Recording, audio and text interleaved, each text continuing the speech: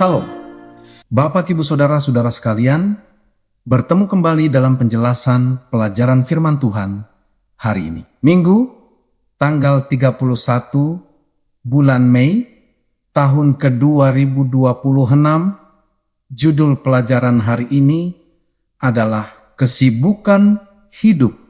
Bapak Ibu yang terkasih, pelajaran hari ini mengangkat sebuah pengalaman sederhana namun sangat mendalam tentang bagaimana kesibukan hidup dapat perlahan-lahan menggeser perhatian manusia dari hubungan yang intim dengan Allah. Kisah seorang ibu yang sibuk membersihkan rumah, mencuci pakaian, memasak, menyetrika, dan menyelesaikan berbagai kebutuhan keluarga pada pagi. Sahabat, menggambarkan realitas yang sangat dekat dengan kehidupan banyak orang percaya. Bapak Ibu, semua pekerjaan itu tampak benar, berguna, bahkan dapat dibenarkan karena berkaitan dengan tanggung jawab keluarga dan kebutuhan sehari-hari yang memang harus dipenuhi. Namun, persoalan utama dalam cerita ini bukan terletak pada jenis pekerjaannya, melainkan pada bagaimana kesibukan itu secara perlahan menyita ruang batin yang seharusnya dipersembahkan bagi Allah tanpa disadari Bapak Ibu. Hal-hal yang mendesak mulai mengalahkan hal-hal yang paling penting, sehingga waktu yang seharusnya menjadi kesempatan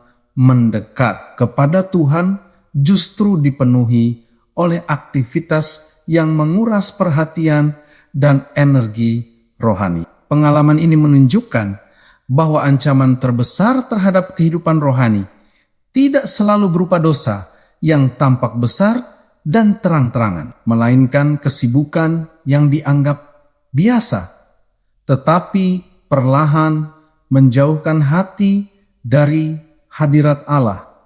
Oleh sebab itu, pelajaran ini mengajak kita memeriksa bukan hanya apa yang kita lakukan, melainkan juga apa yang menguasai pikiran, prioritas, dan kasih kita kepada Tuhan.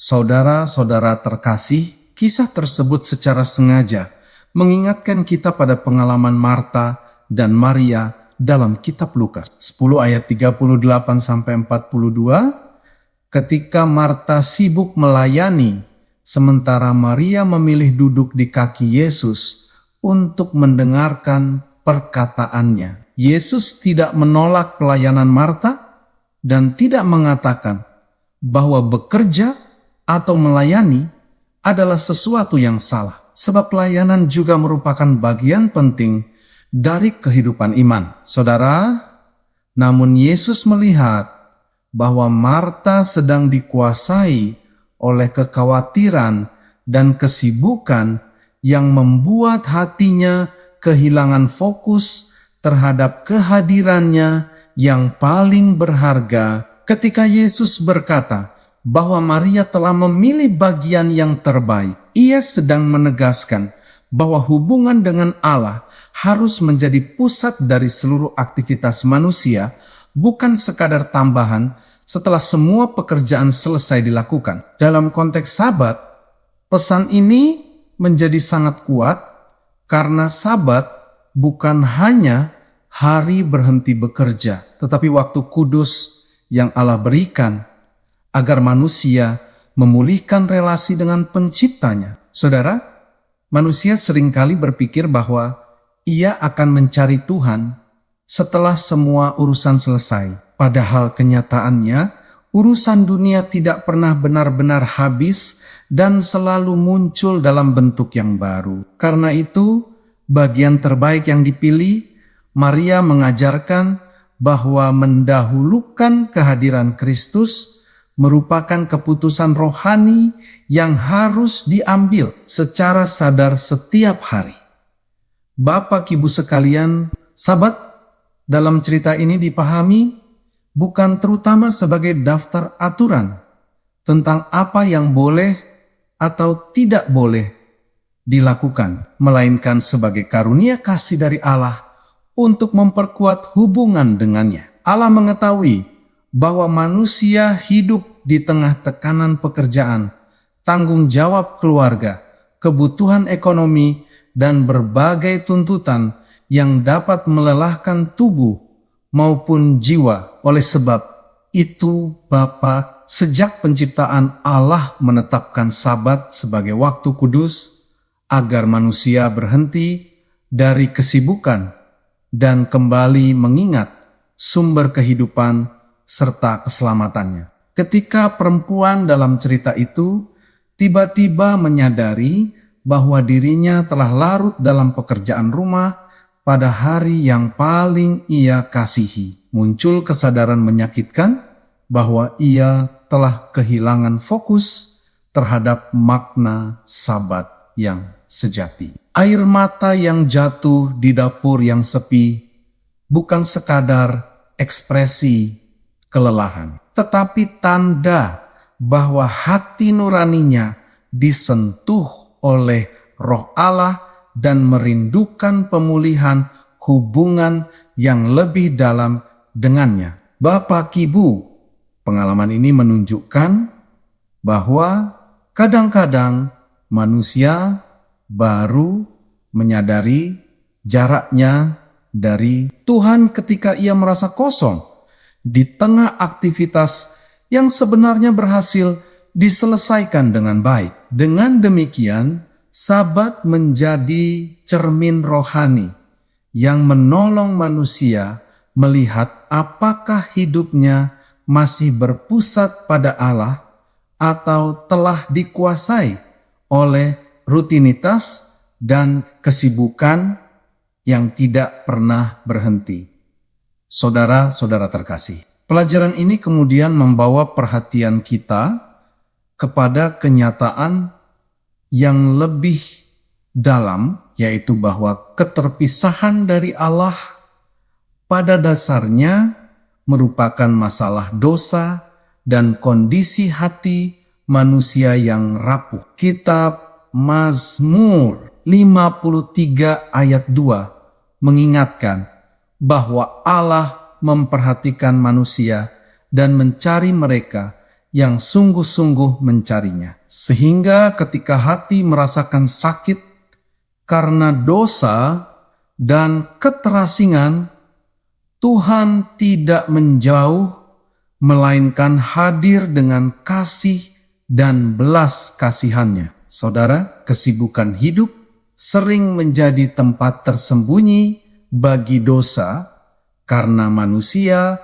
mulai merasa mampu mengatur hidup tanpa bergantung penuh kepada Allah, dan akhirnya kehilangan kepekaan rohani terhadap suaranya. Dalam keadaan demikian, manusia mungkin tetap tampak religius, rajin bekerja, dan bertanggung jawab, tetapi batinnya perlahan mengalami kekeringan dan hubungan dengan Allah melemah. Namun kabar baik dari Injil ialah bahwa Yesus sangat dekat kepada orang yang menyadari kebutuhan rohaninya dan berseru kepadanya dengan hati yang hancur. Saudara, Yesus tidak datang untuk menghukum orang yang bertobat, melainkan untuk memulihkan dan mengangkat mereka yang sadar akan kelemahan serta kegagalannya. Karena itu, air mata pertobatan dalam kisah ini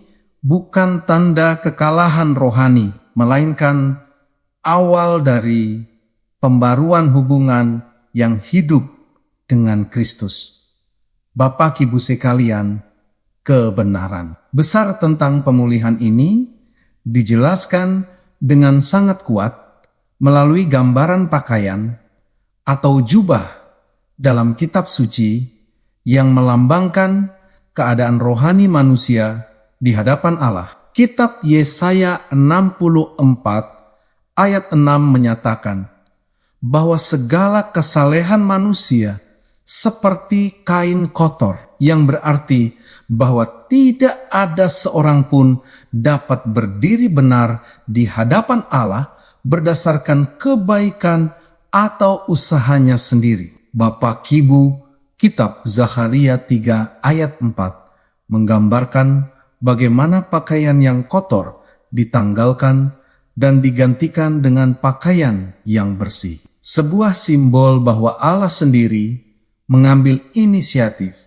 menghapus kesalahan, dan memulihkan martabat rohani umatnya. Gambaran ini mencapai puncaknya dalam kitab Yesaya 61 ayat 10 yang melukiskan sukacita orang percaya karena Allah mengenakan jubah keselamatan dan selubung kebenaran kepada mereka. Jubah itu bukan hasil tenunan manusia, melainkan kebenaran Kristus yang diberikan melalui kasih karunia dan diterima oleh iman. Bapak Ibu, melalui darah Kristus yang disebut dalam kitab Wahyu 7 ayat 14. Manusia dapat mencuci jubah hidupnya sehingga dosa tidak lagi menjadi identitas terakhir yang menentukan dirinya di hadapan Allah. Dengan kata lain, keselamatan bukan sekadar penghapusan kesalahan masa lalu, tetapi tindakan Allah yang menyelimuti kehidupan manusia dengan kebenaran Kristus secara penuh dan sempurna. Saudara-saudara, pelajaran hari ini mengajarkan bahwa orang percaya harus selalu berpegang teguh pada janji kebenaran Kristus, karena tanpa janji itu manusia mudah jatuh ke dalam dua bahaya rohani yang sama seriusnya. Bahaya pertama ialah merasa cukup benar karena keberhasilan, pelayanan, atau disiplin rohani, sehingga perlahan menggantikan ketergantungan kepada Kristus dengan kepercayaan kepada diri sendiri. Bahaya kedua ialah merasa terlalu berdosa, terlalu gagal, atau terlalu jauh dari Allah, sehingga kehilangan harapan akan pengampunan dan pemulihan yang tersedia melalui salib. Kedua sikap tersebut sama-sama salah karena mengalihkan